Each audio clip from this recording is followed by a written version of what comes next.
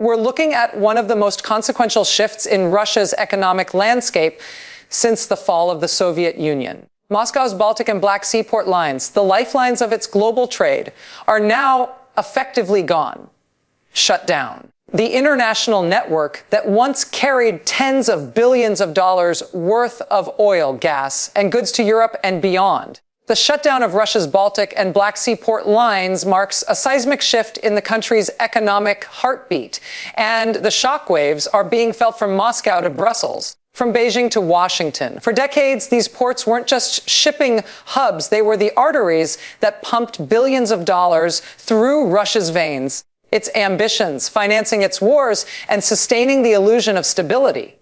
Now, those arteries have been severed. Billion trade network that once symbolized Russian resilience has collapsed under the weight of isolation, sanctions, and strategic miscalculation. Empire exports that Moscow built so carefully over the last 30 years is tonight standing still. Think about what that means. Not just in numbers, every barrel of oil that used to move through the Black Sea, every cargo shipment that left the docks of St. Petersburg or Novorossiysk represented leverage, influence, a hand extended to Europe, even in defiance. But with these routes, Russia is not simply losing trade, it's losing relevance. The ports made Moscow indispensable are now silent, and the world is adapting fast, moving on without them. This collapse didn't happen overnight. The signs have been building for months, even years. Western sanctions after the invasion of Ukraine were supposed to hurt, and they did. But it was the compounding effect of logistics blockades, security risks, and the withdrawal of companies that turned a crisis into a catastrophe.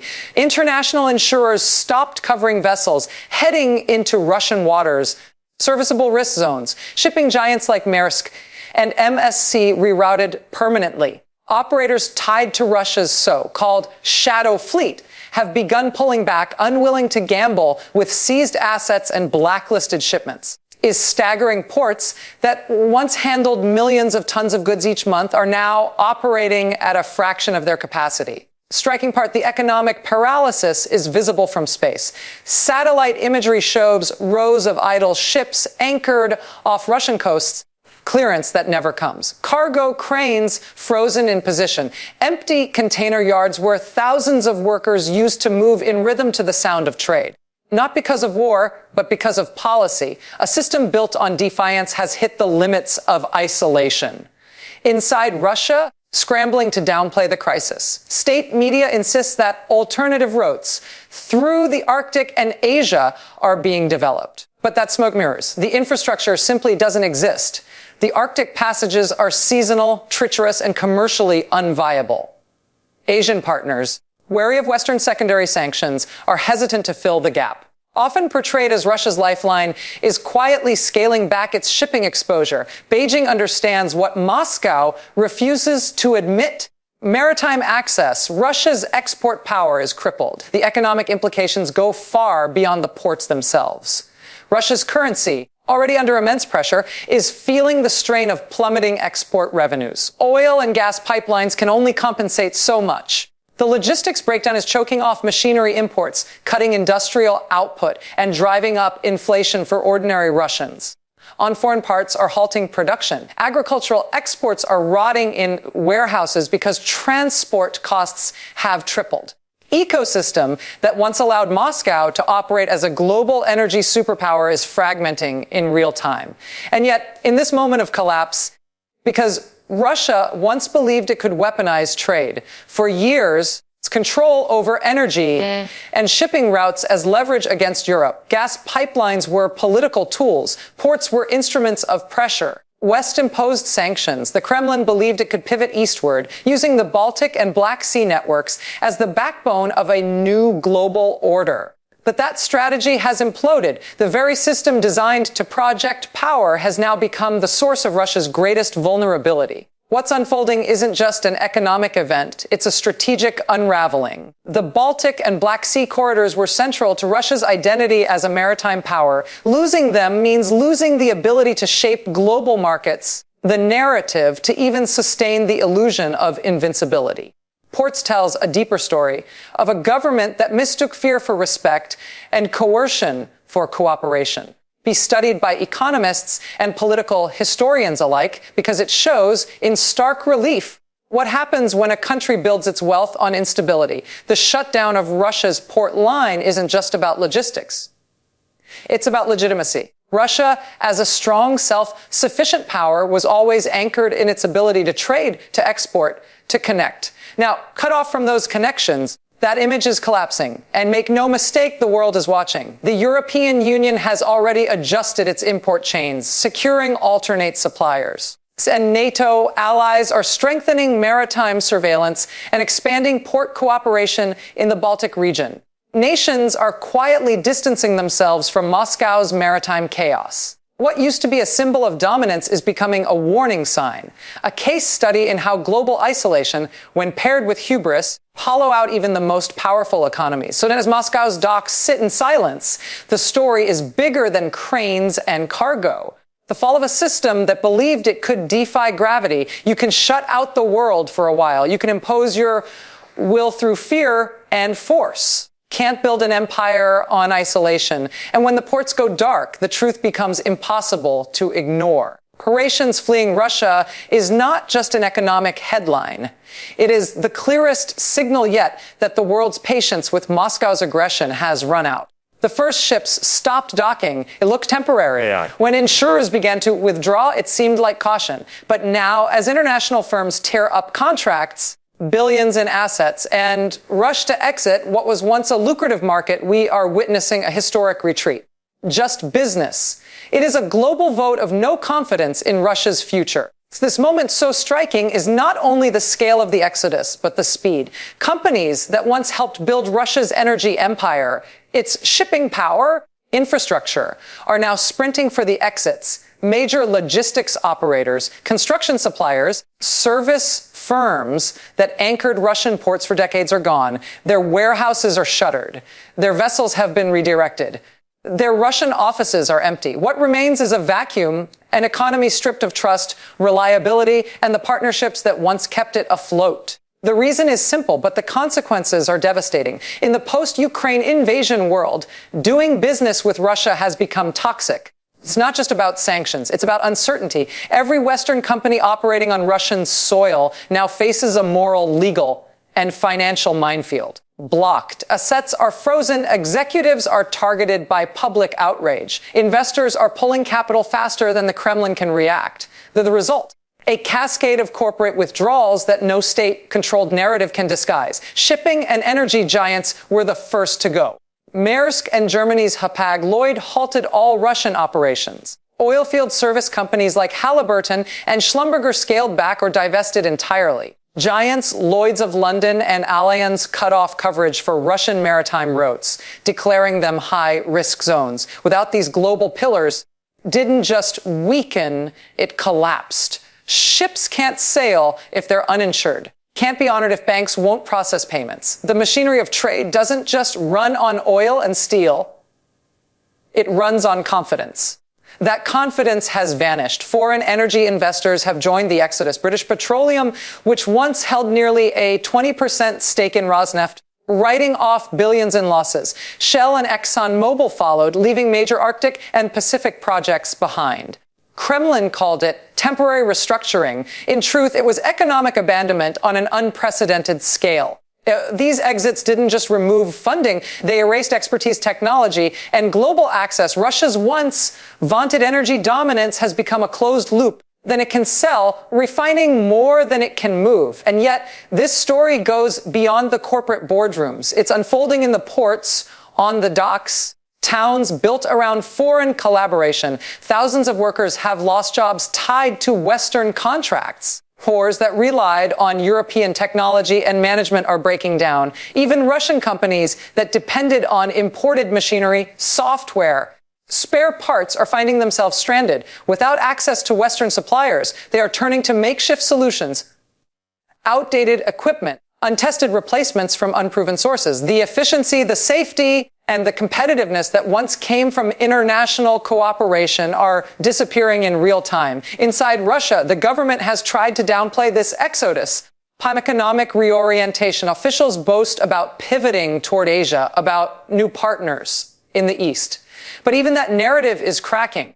Often assumed to be Moscow's safety net, are quietly limiting exposure. Beijing's state banks have cut credit lines to sanctioned entities. Others are buying discounted Russian oil, but they're demanding deep price cuts and stricter guarantees. This is not partnership, it's opportunism. Desperation has turned it from a global player into a bargain supplier. This moment so dangerous for Moscow is that the loss of foreign companies isn't just financial. It's structural. Foreign corporations were the scaffolding holding up Russia's global presence. They brought in technology, logistics precision, management expertise, compliance.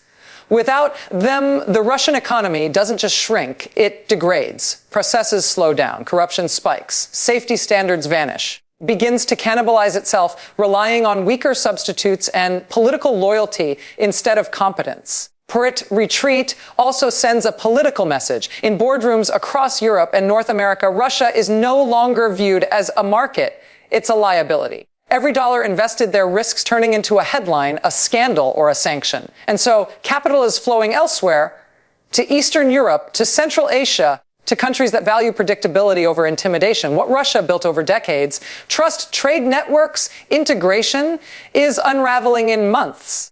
Cost is harder to quantify, but impossible to ignore. Workers who once had access to international training and stable employment are now trapped in a shrinking economy. Universities that once partnered with Western institutions are losing funding and collaboration. Small businesses that serviced foreign firms are going bankrupt. Effect is everywhere, from St. Petersburg's port offices to the industrial hubs of Yekaterinburg. A generation of Russians who grew up believing their country had rejoined the global economy is now watching that dream dissolve. And as foreign companies flee, the silence they leave behind is deafening. The cranes stop moving, the supply lines dry up, and the illusion of normalcy fades. For the Kremlin, a financial problem. It's a legitimacy crisis. When the world's most powerful corporations decide that Russia is not worth the risk, it tells investors, diplomats, and even Russian citizens that something fundamental has broken. Power in the modern world is not just about armies or oil. Trust. And tonight, that trust is gone. In the grand arc of history, exodus of foreign firms from Russia will be remembered as a turning point the moment the global market looked at Moscow and said enough. Across Russia's regions is no longer a distant warning. It's a daily reality unfolding in factories, ports, and homes across the country. What began as a crisis at the top of Moscow's trade system has now rippled through every layer of the Russian economy. Regions that once powered its exports the hardest. The shutdown of the Baltic and Black Sea port lines has left entire cities gasping for economic air. And the numbers only tell part of the story. Behind the figures are towns defined by silence, where there used to be motion, by uncertainty where there used to be purpose. The hum of cranes, the rush of freight trains, the steady rhythm of commerce, all gone. Stillness that feels both sudden and irreversible. For decades, these port regions, St. Petersburg, Kaliningrad, Novorossiysk, were the economic engines of modern Russia. They link the heart of the country to global markets, moving everything from crude, oil, and coal to steel. Grain and machinery, not just trade routes, they were livelihoods. Tens of thousands of workers depended on the steady flow of exports and imports.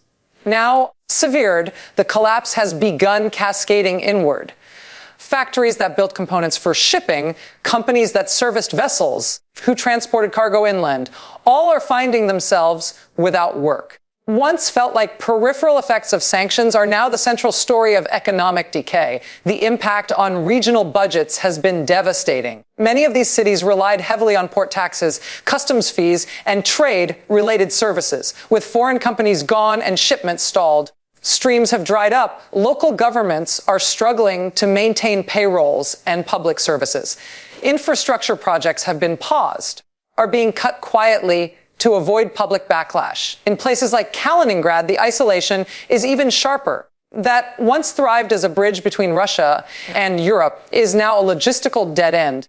How quickly prosperity can vanish when the world closes its doors. The human side of this crisis is unfolding in slow motion. Workers who spent decades on the docks or in shipping logistics are facing layoffs with no alternative employment in sight.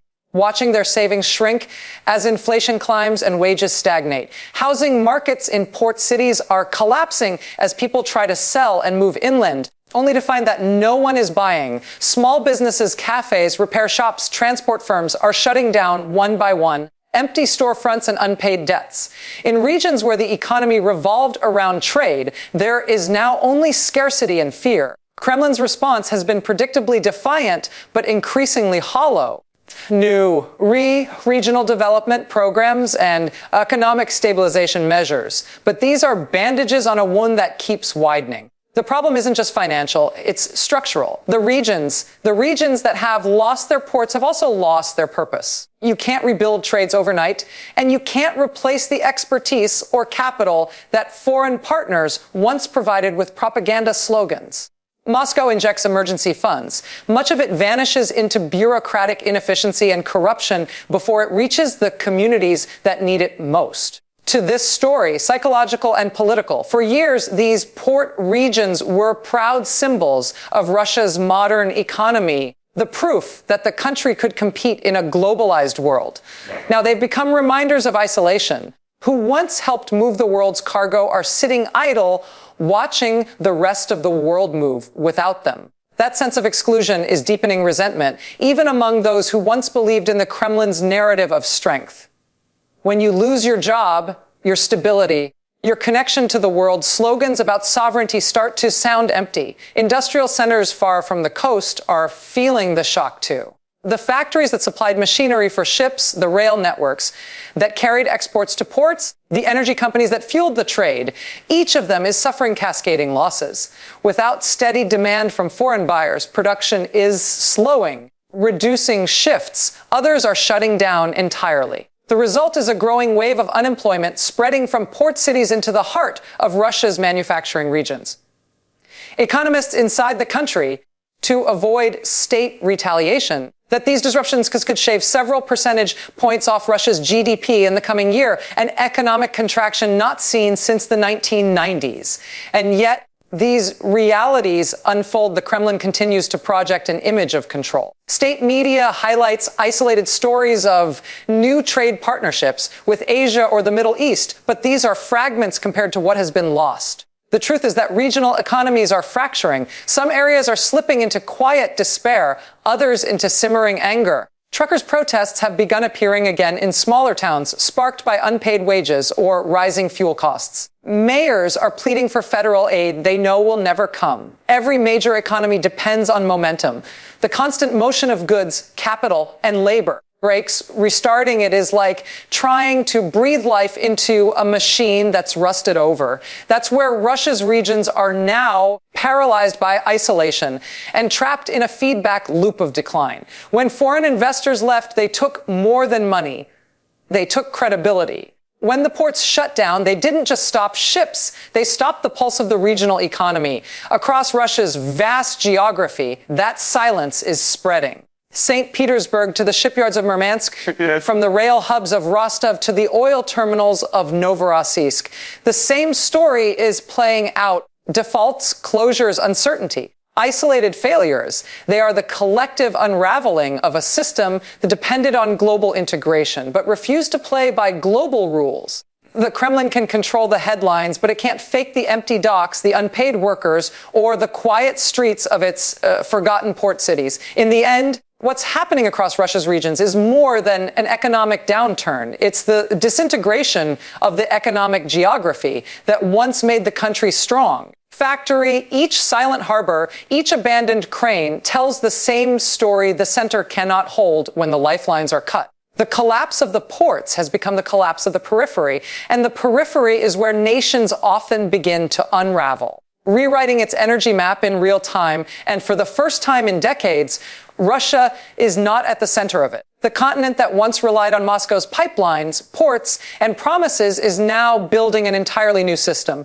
one that bypasses the Kremlin altogether. Isn't quiet or gradual, it's historic, driven by urgency, fear, realization that dependence on Russian energy was a geopolitical trap. With the shutdown of Moscow's Baltic and Black Sea port lines, transformation has accelerated. The very lifelines that once bound Europe to Russian oil and gas have been cut, And in their place of resilience is being born. For years, Europe's energy strategy operated on a dangerous assumption that Russia, no matter how aggressive its politics, would remain a rational, reliable supplier. From Berlin to Rome, policymakers bet that trade would temper conflict, outlast politics. But the invasion of Ukraine shattered that illusion. The explosions in the Black Sea, the sabotage of Nord Stream, weaponization of energy prices exposed the truth. Russia didn't sell energy, it sold leverage. And now Europe has decided never to buy it again.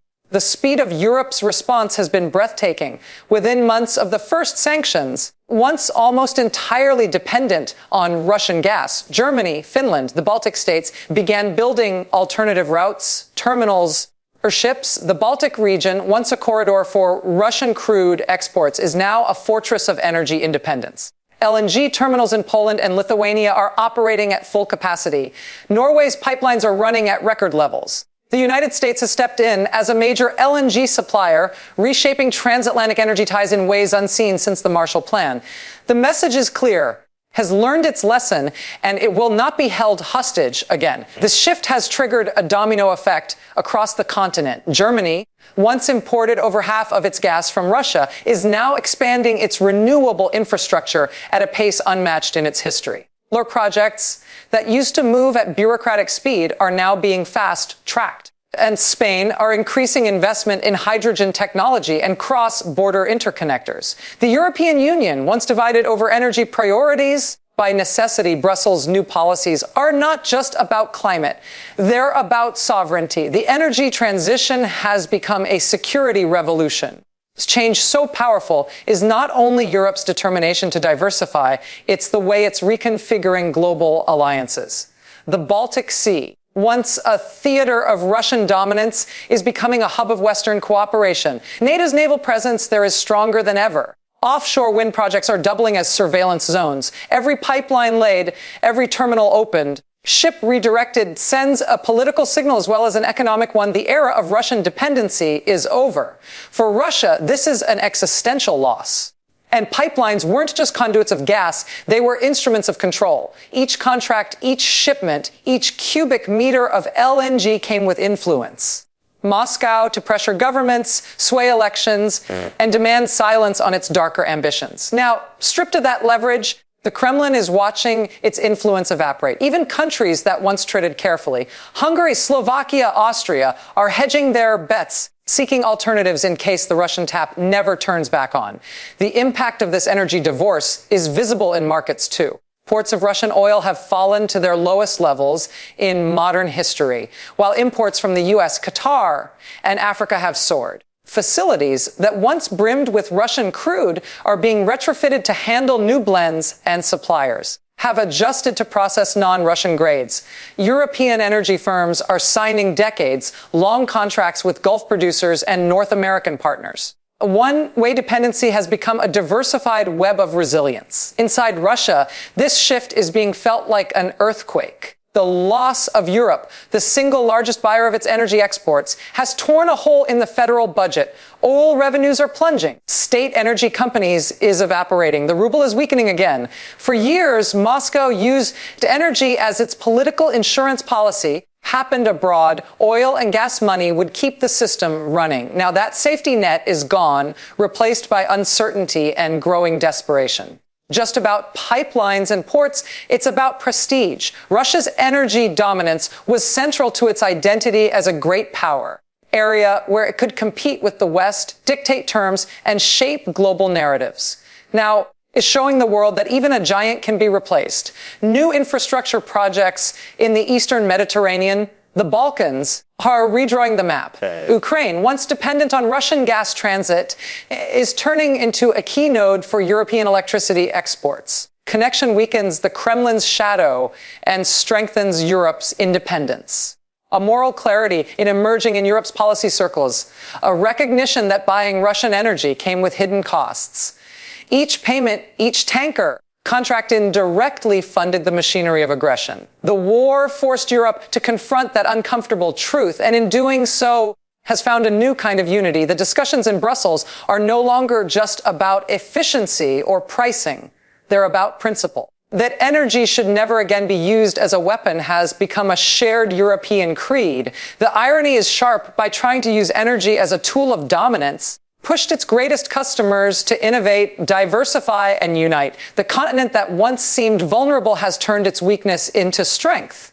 Across Europe, from the ports of Rotterdam to the terminals of Klaipeda, there's a sense of purpose that hasn't existed in years, a determination to build a system that no single autocrat can threaten again. The lights in Europe are still on, but the power now comes from a different source, one built not on dependence or fear, but on strategy, cooperation, and resolve. It's maybe silent, but Europe's turbines are spinning, its terminals are expanding, and its future, for the first time in a long time, secure without Moscow's shadow looming over it. The geopolitical consequences of Russia's port shutdowns are reverberating far beyond its coastlines, reshaping alliances, redrawing security maps, and signaling a new era in global power politics. What began as a logistical crisis has become a strategic earthquake. The Baltic and Black Sea port lines has stripped Moscow of one of its oldest advantages, its ability to project strength through geography. For centuries, Russia's ports have been more than economic gateways. They were instruments of influence, symbols of reach, and platforms for intimidation. Now, disrupted or closed, that influence is shrinking, and the vacuum it leaves behind is being rapidly filled by NATO and its allies. Region, the shift is unmistakable. Contested space between Russian naval power and NATO surveillance has now tipped decisively toward the West. After years of shadow operations, cyber intrusions, and maritime posturing, the alliance has turned the Baltic Sea into a fortified frontier of deterrence. HAD's and Sweden's NATO memberships have changed everything. The Baltic from a tense corridor into a nearly enclosed NATO sea, one where every major route is monitored, tracked in real time. With Russia's ports at St. Petersburg and Kaliningrad facing operational paralysis, presence has withered to symbolism. The Baltic, once Moscow's passage to Europe, is now a moat separating it from the West. In the Black Sea, transformation is even more dramatic. After years of using the region to project military power into Ukraine, Georgia and beyond now faces strategic isolation. The destruction of port infrastructure, international restrictions, Ukrainian strikes have rendered much of Russia's southern fleet inactive. NATO surveillance aircraft circle the skies.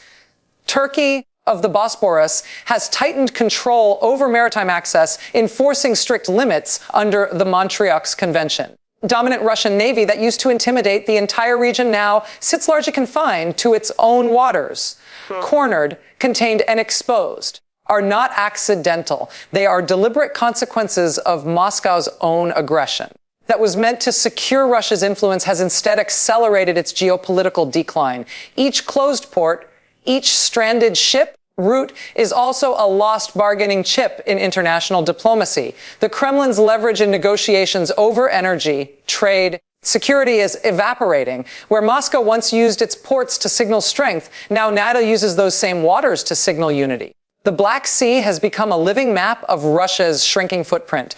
The West's response has been swift and coordinated. NATO has increased its naval patrols, expanded its intelligence networks, and strengthened its logistics routes across Eastern Europe. The alliance's Baltic and Black Sea strategies now work in tandem, creating a security corridor that stretches from the Arctic down to the Caucasus. The ports that used to receive Russian cargo are now hosting joint exercises, military supplies, and defensive infrastructure. What used to be Moscow's advantage has become the West's opportunity. Once balanced carefully between Moscow and the West are shifting their positions. Turkey, long a pragmatic power in the Black Sea, closer to NATO's strategic objectives. The Baltic states, Latvia, Lithuania, and Estonia are investing heavily in defense and intelligence coordination. Romania and Bulgaria, once hesitant to challenge Russia's dominance in the Black Sea, are now modernizing their fleets and building new naval bases with Western support. The geopolitical map of Eastern Europe is being rewritten line by line. To Russia's self-inflicted retreat, what's happening is more than just a redistribution of power. It's a reversal of history. For decades, as its shield and sword, its vastness was its strength, its ports, its pride. But in an interconnected world, has turned that geography into a cage. The Kremlin can no longer use its maritime presence to threaten its neighbors, and its once formidable navy is now struggling to maintain relevance. As sanctions choke off access to foreign parts and technologies, even maintaining the fleet is becoming impossible. Maritime power that Peter the Great once envisioned is now facing obsolescence in the very waters it once ruled. Meanwhile, symbolism of these changes is impossible to ignore. And Black Seas are no longer theaters of Russian intimidation. They are now showcases of Western resolve.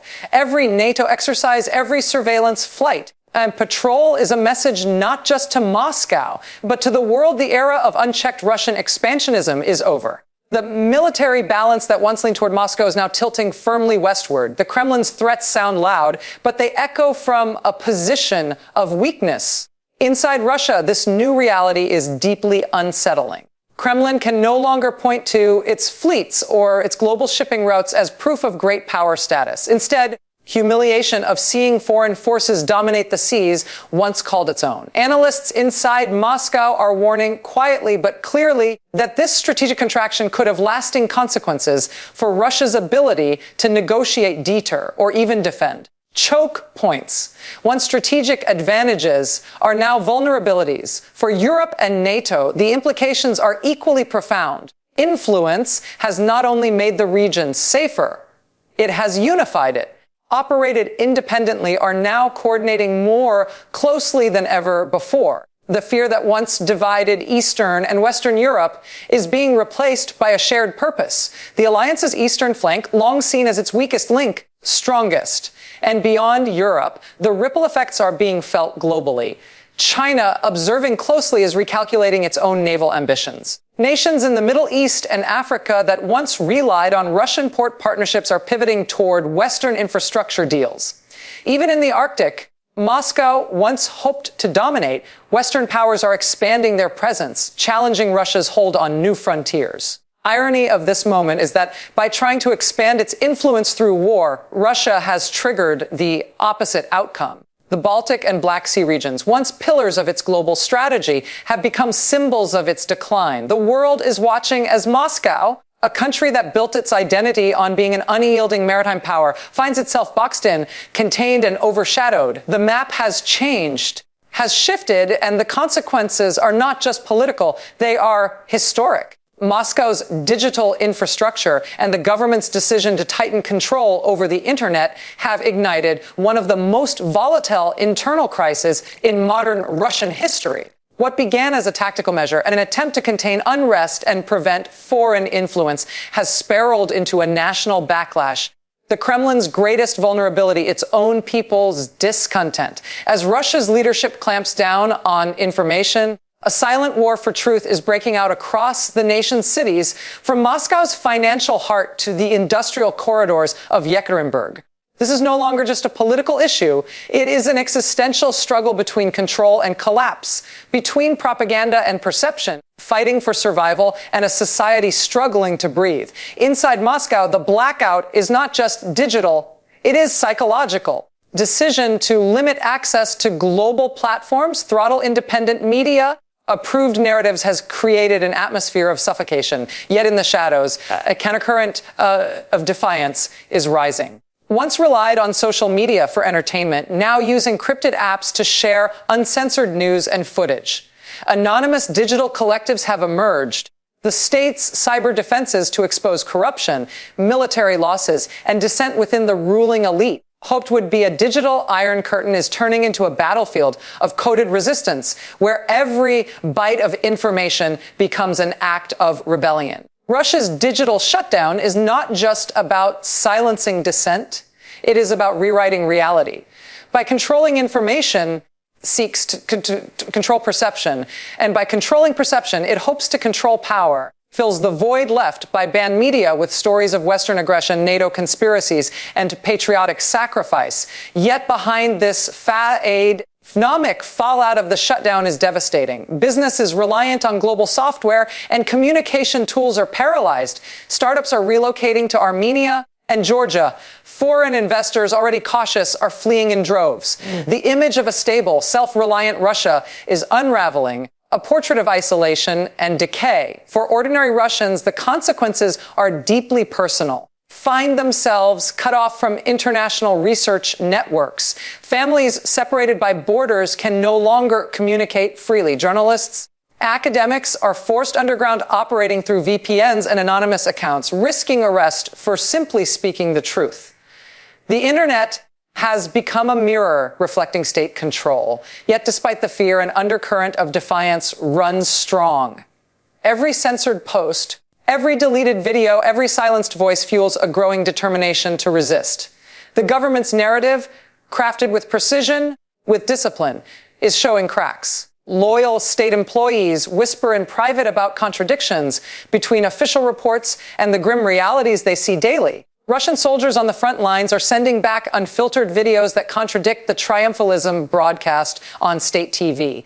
Conscripts are demanding answers. Teachers, once silent, to explain to students why foreign websites have vanished and why truth changes depending on who's watching. Of control are backfiring, revealing how fragile the illusion of unanimity has become. Abroad, isolation is viewed as both a warning and a tragedy. Western analysts compare it to North Korea's information model, a nation within a bubble, from global discourse. But Russia is not North Korea. It has a generation raised on Instagram, YouTube, and global connectivity. Shutting them out of the digital world does not erase their memory of it. It only deepens their resentment. The Kremlin is discovering that in the modern age breeds resistance faster than obedience. The blackout is creating not loyalty, but longing for truth, for connection, for freedom beyond Russia's borders. Cyber warfare units, no longer able to mask their operations through domestic traffic, are facing exposure. Tech companies are pulling their servers from Russian soil, cutting the country off from the digital arteries that connect economies. Vaunted sovereign internet project designed to make Russia self-sufficient online is collapsing under its own weight, reporting internal failures, outages, and corruption at every level. Meant to defend Russia's digital sovereignty is crumbling, undone by mismanagement and greed. And yet amid this digital darkness is happening. The more the state suppresses information, the more creative citizens become in finding ways to share it. Coded flyers in public parks lead to encrypted news channels. Flash drives are passed hand to hand, carrying banned documentaries and investigative reports. Underground digital schools are teaching citizens how to bypass firewalls, mask identities, and spread information safely. The regime's attempt to control the narrative has unleashed a generation of cyber resistors, ingenious, fearless, and determined to reclaim their voices. This internal digital rebellion is drawing attention from intelligence agencies and human rights organizations, quietly supporting initiatives to keep independent Russian media online using mirror sites and cloud-based backups. Tech activists abroad are building digital lifelines, ensuring that despite censorship, the flow of truth continues. Greatest fear, a population that thinks independently, is becoming a reality not by Western propaganda, but by the Kremlin's own overreach. Inside the Kremlin walls, paranoia is spreading. Officials worry about leaks, about dissent within the bureaucracy, about the growing realization that information cannot be entirely controlled. Even loyal oligarchs, their digital empires crumble, are beginning to question the cost of the Kremlin's isolationist experiment. As propaganda intensifies, so too does disbelief. Russians are no longer asking if they are being lied to. They are asking why the lies have become so obvious. The irony could not be sharper. A regime that built its power on narrative control is now losing the narrative entirely. Right. The internet blackout meant to shield the state from unrest is accelerating it. Moscow's attempt to control its people's minds through silence has only amplified their voices through resistance. The government tightens its grip. The more truth slips through its fingers. Protest in Russia today is not always shouted in the streets. It hums in encrypted chat rooms, whispers in VPN tunnels, flickers in the glow of forbidden websites. It is the quiet rebellion of a nation refusing to forget what freedom feels like. The Kremlin may have succeeded in dimming the lights of the Russian internet, but in doing so, it cannot extinguish a digital uprising born not of ideology, but of necessity, truth, and the unyielding human desire to know. Moscow's trade empire crumble, Remember, this isn't just about economics, about what happens when power built on fear and corruption finally meets resistance. Going dark is more than a logistical failure. It's the symbol of a system running out of lifelines. And as history has shown us, of money, oil, and influence stops the politics. The politics change quickly. I'm Rachel Maddow. Thanks for staying with me tonight. Stay informed. And as always, good night.